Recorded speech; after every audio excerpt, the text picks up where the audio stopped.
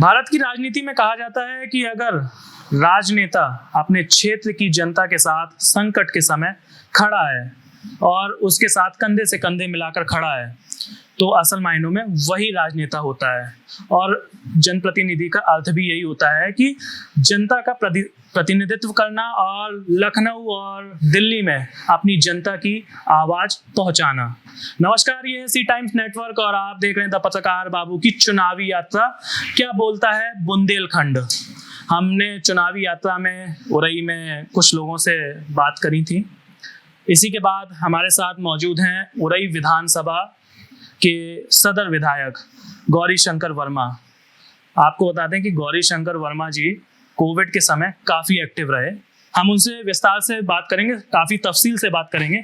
विधायक जी, बहुत बहुत स्वागत, अभिनंदन आपका। धन्यवाद हिमांशु जी। कैसे हैं विधायक जी आप? ठीक है, बस कृपा है, मेहरबानी है। 2022 में आ रहे हैं आप फिर से दोबारा? 2022 में जो सर्वे हुआ है, सर्वे के अनुसार तो 267 से लेकर 277 तक सीटें हमारी अभी संभावना है आने की।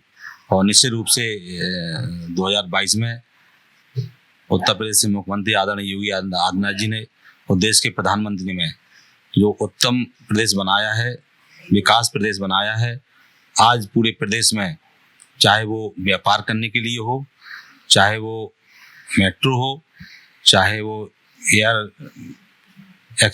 एयरपोर्ट हो, जहाँ व्यापार के लिए लोग आते नहीं थे, इन 4.5 सालों में विदेशों से भी लोग उत्तर प्रदेश में व्यापार करने के लिए आ रहे हैं। क्यों? बिल्कुल विधायक जी, ये तो आप सही कह रहे हैं कि उत्तर प्रदेश में लगातार इंडस्ट्री का सेटअप लगातार हो रहा है और 1 ट्रिलियन जो इकोनॉमी के लिए बोल रही है योगी सरकार, वो हो रहा है।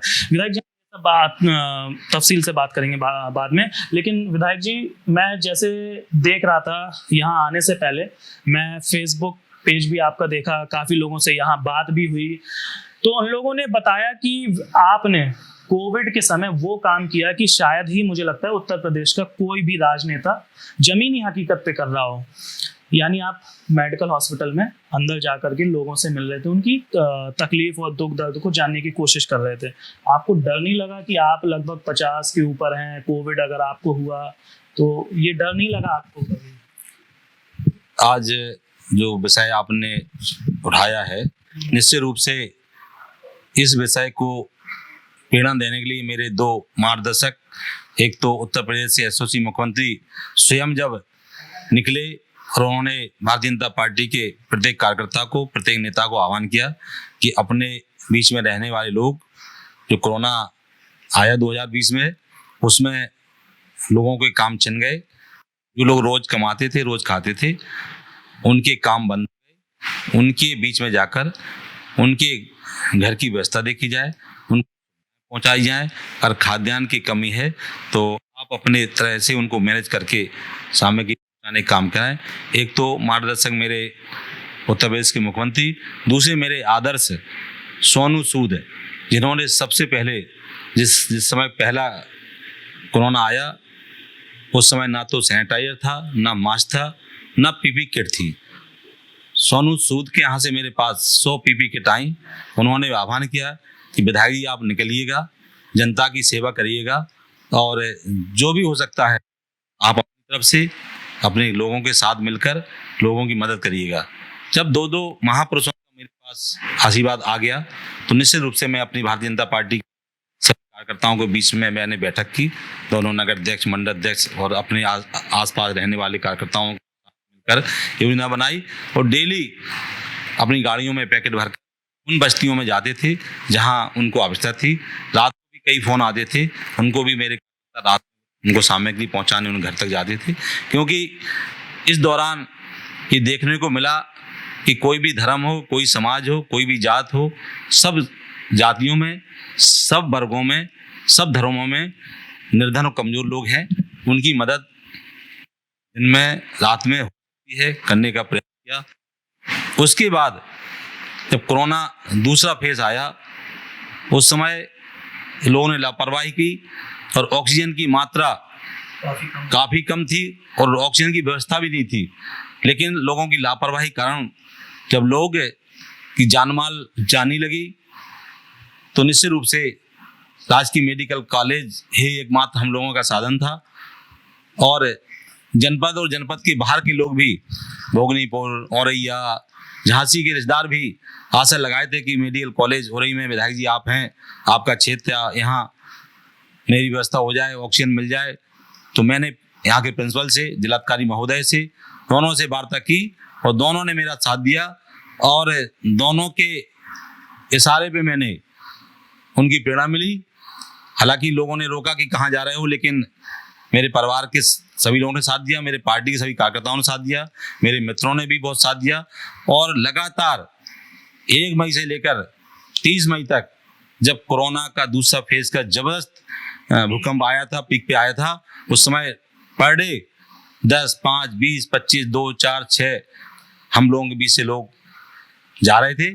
उस समय मुझे लगा, लोगों ने बताया कि यहाँ पानी की व्यवस्था नहीं है, भोजन की व्यवस्था नहीं है, देखने वाला कोई नहीं है। तब मैं वहाँ गया और वहाँ देखा तो वास्तव लोग, जो लोग अपने बाप को, अपनी माँ को छू नहीं रहे थे, लेकिन वहाँ के वार्ड बॉय, वहाँ के सफाई कर्मचारी, वहाँ की नर्सें जिस भाव से काम कर रही थी, उनको देखकर मुझे अब हौसला अफजाई हुआ कि जब ये लोग कर सकते हैं तो हम लोग क्यों नहीं कर सकते हैं। उनकी प्रेरणा लेकर जब हम आगे बढ़े तो लगातार 1 महीना तक लोगों ने डिमांड रखी कि यहाँ पानी गर्म मिलता है, नल का आता है, साफ नहीं है। तो उस पानी के लिए मैंने प्रतिदिन तय कर लिया था कि 500 बोतल पानी की, जूस की बोतल, फल और मांस देने निश्चित मैं वहाँ जाऊँगा। प्रत्येक दिन मैं लगातार जाता रहा हूँ, वार्डों में, L2 में, L1 में, जहाँ जहाँ ये L1 बने थे, L2 बने थे, वहाँ जाने का मैंने काम किया। चाहे वो जिला में क्लब हो, चाहे L1 हो, चाहे L2 हो, प्रत्येक दिन जाता था। वहाँ कई दलों के लोग, जो बड़े बड़े दल के लोग थे, जिनकी सरकारें रहीं, चाहे बसपा हो, चाहे सपा हो, उनके बड़े बड़े नेता भी वहाँ मुझे मिले। मैंने उनसे संपर्क साधा, उनकी व्यवस्था देखी, उनकी जानकारी चाहिए, उनको सुविधाएं देने का काम किया। ये लगातार मैं करता रहा और इसकी प्रेरणा मुझे वहाँ के वार्ड बॉय के, वहाँ सुपरवाइजर, वहाँ कर्मचारियों से मिली। और वहाँ और जो मेरी टीम थी, मेरी टीम ने मेरा बहुत हौसला अफजाई किया। यहाँ के पत्रकारों ने भी मेरा बहुत समर्थन किया। पत्रकार भी मेरे साथ जाके वहाँ की व्यवस्था देखते थे। जब हम लोग पहुँचने लगे, मैं पत्रकार के साथ, तो वहाँ की व्यवस्था और सुधरी। फिर ये हुआ कि ऑक्सीजन हमारे यहाँ कम आ रही थी। बांदा हमीरपुर के डीएम ने ऑक्सीजन रोक दी थी, लेकिन फिर भी हमने मुख्यमंत्री से कहकर ऑक्सीजन की व्यवस्था की। आज मेडिकल कॉलेज में ऑक्सीजन प्लांट लग गया है। आज पूरा जनपद जालौन मेडिकल के एक ऐसा मेडिकल बन गया है जहां सबको सुविधाएं मिल रही हैं। ये तो बात सही है विधायक जी, आपने जिस तरीके का बताया, ये खुद मैंने जब देखी फोटोज तो मैं भी काफ़ी आश्चर्यचकित था कि कैसे एक 50+ राजनेता कोविड सेंटर्स के अंदर जा रहे हैं। काफ़ी ऐसे राजनेता थे जो डर रहे थे निकलने से, अपने घर से ही निकलने में। आप तो कोविड इन्फेक्टेड एरिया में जा रहे थे। विधायक जी, मैं कल कुछ मुस्लिम बस्ती में गया था। मुस्लिम बस्ती में गया तो वहाँ पर आपकी काफ़ी तारीफ सुनी मैंने, मतलब तारीफ इन द सेंस कि उन्होंने कहा कि आप उनके हर सुख दुख में खड़े हैं। आपने ऐसा क्या जादू चला दिया उरई के मुसलमानों के ऊपर जो भाजपा पे सपोर्ट करने लगे। मैं बड़ा आश्चर्यचकित था उस टाइम पे।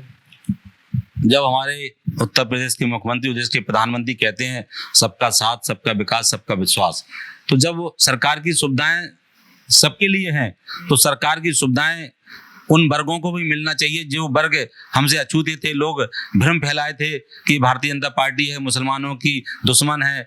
उस ऐसी घड़ी में उन मुसलमान बस्तियों में, चाहे वो कोविड रहा हो तो उनको खाद्यान्न देने का काम किया है, चाहे उनका पहला रोजा रहा हो तब उनको खाद्यान्न देने का काम किया, अंतिम रोजा हो तब भी उनको खाद्यान्न देने का काम किया, और जहाँ जहाँ पानी की व्यवस्था नहीं थी वहाँ भी पानी पहुँचाने का काम किया। एक यहाँ मंसूराबाद है जहाँ की 10,000 बस्ती है, वहाँ पानी बड़ी समस्या थी। मैंने ट्यूबवेल लगवा दिया, लाइन बिछ रही है। 4-5 महीने के अंदर घर घर पानी पहुँचाने का काम मैं करने जा रहा हूँ। इसके अलावा हमारे मुख्यमंत्री राहत कोष से जो बीमारी के लिए अनुदान मिलता है, वो ऐसी परिस्थितियां होती हैं कि जब किसी के घर में कोई बड़ी बीमारी हो जाती है, उसके पास मकान बेचने के अलावा कुछ चारा नहीं बचता है और वो अपना बेच करके भी इलाज नहीं करा पाता है। ऐसे में उसको मेरे मित्रों ने मेरे पास भेजा। ऐसे 43 मुस्लिम लोगों को 43 मुस्लिम लोगों को मैंने अपनी उत्तर प्रदेश के मुख्यमंत्री के राहत कोष से 1,10,00,000 रुपए देने का काम किया। किसी का पैर कटा उसको 2,82,000 दिया, किसी की किडनी फेल थी उसको 2 लाख दिया। ऐसे कई 43 मरीज हैं मुस्लिम बस्तियों के। चूंकि अभी तक मैंने अपनी 4.5 साल के कार्यकाल में 365 लोगों को इलाज के लिए मुख्यमंत्री का पैसा दिलाया, जिसमें मात्र मुसलमान 43 हैं, जिनको सबको किसी के 1 लाख, 2 लाख, 1.5 लाख, 4 लाख, 5 लाख, 8 लाख, जितना एस्टीमेट जिसका बन के आया उसका आधा रुपया मैंने दिलाने का, मुख्यमंत्री से दिलाने का काम किया। आज मुस्लिम बस्ती में कभी भी कोई आता है, चाहे वो विकलांग हो, विकलांग भी लोगों को मैंने अपनी विधायक निधि से, सरकार के यहाँ से 43,000 की ट्राई साइकिल आती है स्कूटी टाइप की, उसमें से जो मैंने 38 लोगों को दी है उसमें 15 मुसलमान हैं जो कि विकलांग स्कूटी जिसमें देने काम किया, और वो भी मैंने अपनी विधायक निधि से एक स्कूटी पे 17,000 रुपए देता हूँ। 25,000 सरकार देती है, 17,000 विधायक निधि से मैंने देने का काम किया। तो जिनको मैंने सुविधा दी है वो मेरे परिवार के लोग, उनको मैंने माना है। अब वे मेरे लिए क्या करेंगे ये आने वाला समय बताएगा। विधायक जी, आपने बताया 43 लोगों को आपने विधायक निधि, वो मुख्यमंत्री जो योजना है उसके थ्रू आपने उनको रुपए दिलवाया, तो वो 43 लोगों को 1 करोड़ रुपए दिलवाया कि इसके अलावा वो पूरे जितने आपने 365 लोगों की बताई, 365 लोगों को 1 करोड़ रुपए आपने? हाँ, पूरे 365 लोगों को 4,98,00,000 रुपए मैं अगस्त तक दिला चुका हूँ। 365 लोगों को 4,98,00,000 मुख्यमंत्री उत्तर प्रदेश की राहत कोष से दिला चुका हूँ अपनी विधानसभा में। बिल्कुल बिल्कुल विधायक जी, ये काफ़ी अच्छा काम है, काफ़ी सराहनीय काम है आपने जिस तरीके का किया। विधायक जी, 2022 के चुनाव में किन मुद्दों को आप उठाएंगे? आप किन मुद्दों के साथ चुनाव लड़ेंगे? 2022 का चुनाव आने वाला है। 2017 में मैं विधायक बनने के पहले मुझे टिकट मिला था। लोगों ने मुझसे पूछा था तो मैंने कहा था मेरी 5 प्राथमिकताएं हैं। सबसे पहले प्राथमिकता राजकीय मेडिकल कॉलेज है, जो कि यहाँ सिर्फ पर्चा के नाम पे दवाई मिलती थी, और यहाँ जब राजकीय मेडिकल कॉलेज और बना था उस समय यहाँ ट्रामा सेंटर स्वीकृत हुआ था, लेकिन बसपा सरकार के कद्दावर नेता नसीबुद्दीन यहाँ से ट्रामा सेंटर चुरा करके बांदा ले गए थे, और यहाँ उन्होंने ऐसे ही मेडिकल छोड़ दिया था। फिर जैसे मैं राजकीय मेडिकल मेरा एक मकसद था, दूसरा शिक्षा का मकसद था, तीसरा सड़क अच्छी हो, तीसरी लाइट अच्छी हो। ये 4 मुद्दे मेरे, और किसान को सिंचाई के साधन हो, ये 5 मुद्दे मेरे चुनाव के पहले थे। उन मुद्दों पे मैंने काम किया और आज 80% से अधिक वो मुद्दे मेरे पूर्ण हो चुके हैं। राजकीय मेडिकल में सारी सुविधाएं हो चुकी हैं। जिला अस्पताल में मैंने जहां कोई सुविधा नहीं थी, सिटी स्कैन की मशीन लगवा दी है, डायलिसिस की मशीन लगवा दी है, और डिजिटल एक्सरा की मशीन लगवा दी है। महिला चिकित्सा अस्पताल में मैंने बहुत बच्चों के लिए बहुत सुविधाएं दी हैं। इसी तरह मैंने अपनी विधानसभा के लगभग 90% रोड जो गड्ढा युक्त थे गड्ढा मुक्त करा दिए, और 15 रोड मैंने जीरो से लेके पेंटिंग पूरी करा दी हैं। जैसे आप पीए से वीरपुरा, धनौरा से खनुआ, अकोड़ी से धगवा, धगवा से दौलतपुरा, ईट का अंदर का भाग, बुधौली से मोहाना, बरसात का छूटा भाग कोटरा, औरई कोटरा बरसार का छूटा भाग टेंडर हो गया, वो भी पूरा काम 2-4 दिन में शुरू हो जाएगा। औरई के अंदर का भाग कालपी बस स्टैंड से लेकर जिला परिषद होते हुए, जेल चौराहे होते हुए, कौंस बस स्टैंड होते हुए झांसी पुल तक 4 करोड़ काम ये भी मैंने स्वीकृत करा लिया है। 15 सितंबर को उसका भूमि पूजन होने जा रहा है। इस तरह मैंने, चाहे वो बोड़ा सिमरिया का रोड हो, वो भी 39 करोड़ का स्वीकृत हो गया, टेंडर भी हो गया। एकमात्र रोड मेरा बचा है, वो रोड हैगा औरई कुज्जा से टीकर। उसके लिए कल मैं मिला था, शाम 5:45 में मुलाकात की। उसकी EFC PWD में हो चुकी है, वित्त विभाग में बस उसकी स्वीकृति मिलनी बाकी है। उसी के लिए कल मैं मुख्यमंत्री से मिला था।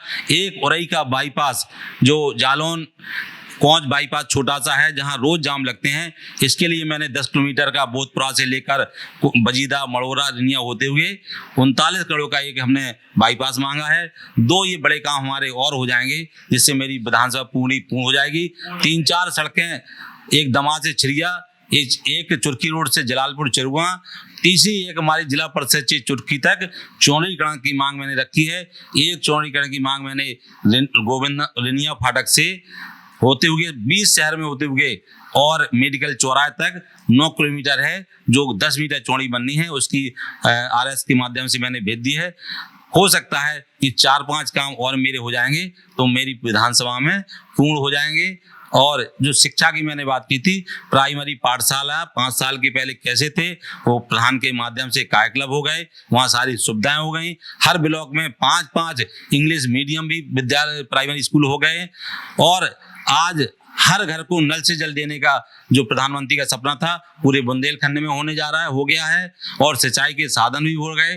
किसान को दुगनी आय कैसे हो, उसके लिए रोड अच्छी हो, सड़कें अच्छी हो। फसल जो उरई में 20 रुपए किलो बिकती है, वही फसल झांसी में 30 हो जाती है, वही फसल कानपुर में 40 हो जाती है, दिल्ली में 60 रुपए किलो बिकती है। इसलिए बुंदेलखंड एक्सप्रेस जब बनेगा तो हमारा किसान 3 घंटे के 4 घंटे के अंदर कानपुर और झांसी और दिल्ली 6 घंटे में पहुंच जाएगा, जिससे अपनी फसल उचित दामों में बेच सके। बिल्कुल, ये विधायक जी ने सही कहा कि अगर बुंदेलखंड एक्सप्रेसवे जिस दिन बन जाएगा, वास्तव में बुंदेलखंड का जो स्थिति है वो कायाकल्प हो जाएगी।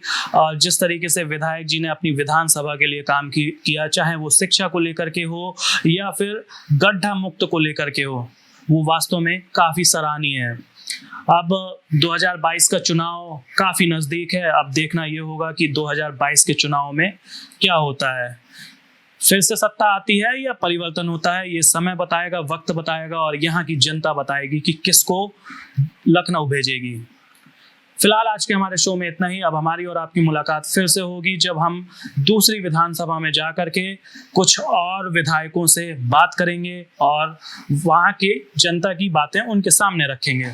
तब तक के लिए आप स्वस्थ रहें, सुरक्षित रहें और जुड़े रहें सी टाइम्स नेटवर्क के साथ।